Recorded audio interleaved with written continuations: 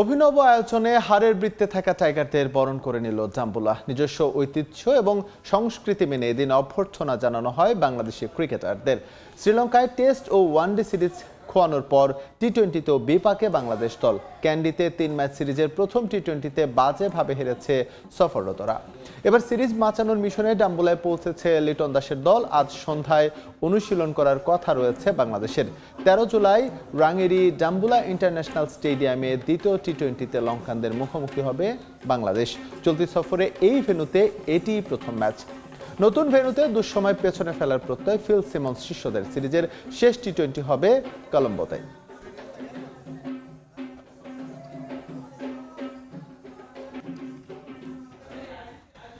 এই মুহূর্তে ডাম্বুলায় আছেন রিপোর্টার তারেক হাসান শিমুল। বাংলাদেশ দলের সবশেষ খবর জানতে আমরা সরাসরি যুক্ত হচ্ছি তার সঙ্গে।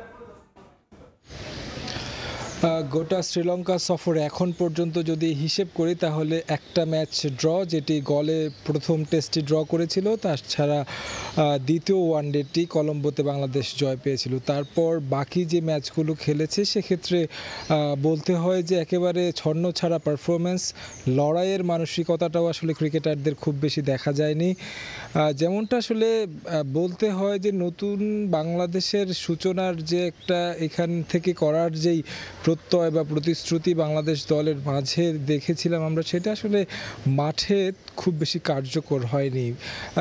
টেস্ট সিরিজের পরে শান্তর অবসর, অধিনায়কত্ব ছেড়ে দেওয়া, দলের মধ্যে একটা অস্থিতিশীল একটা পরিস্থিতি কিংবা যদিও প্রকাশ্যে না আসলেও অস্বাস্থ্যকর একটা পরিস্থিতির একটা তৈরি করেছে ড্রেসিং রুমে। পাশাপাশি বলতে হয় যেমনটা গুঞ্জন ইতিমধ্যে বের হচ্ছে সিনিয়র সহকারী কোচ মোহাম্মদ সালাউদ্দিনকে নিয়ে, অনেকের অনেক ধরনের অভিযোগ রয়েছে তার ব্যাপারে।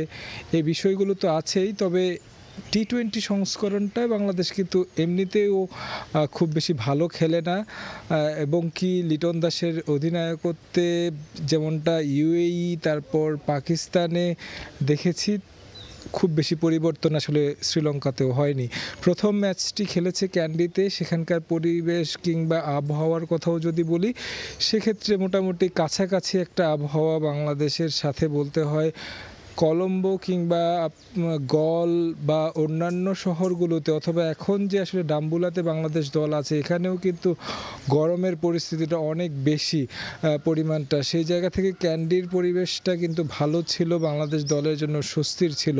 সেই জায়গায় আসলে আমরা ওই পারফরমেন্সটা পাইনি, স্বস্তির পারফরমেন্স তো পাইনি, বরং টি-20 ম্যাচে একেবারে ছন্ন ছাড়া আউটপ্লে হয়েছে বাংলাদেশ দল।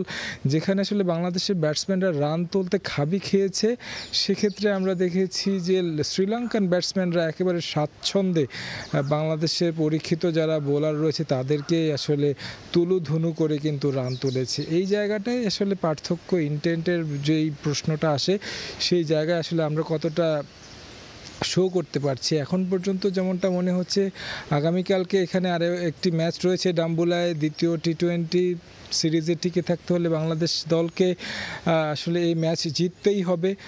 দলের মধ্যে সিনিয়র সহকারী কোচকে কেন্দ্র করে গুঞ্জন থাকলেও আসলে মাঠে এখন আসলে প্রমাণের পালা এই সিরিজে আসলে, বা এই যে মানে কথা আছে যে আসলে শেষটা যদি ভালো হয়, শেষটা ভালো করতে হলে নিশ্চয়ই আগামীকালকের ম্যাচটাই বাংলাদেশ দলকে ভালো করতে হবে। আজকে সন্ধ্যায় অনুশীলন রয়েছে, প্রেস কনফারেন্স রয়েছে বাংলাদেশ দলের। তো আমার কাছে ডাম্বুলা থেকে এই ছিল সবশেষ খবর।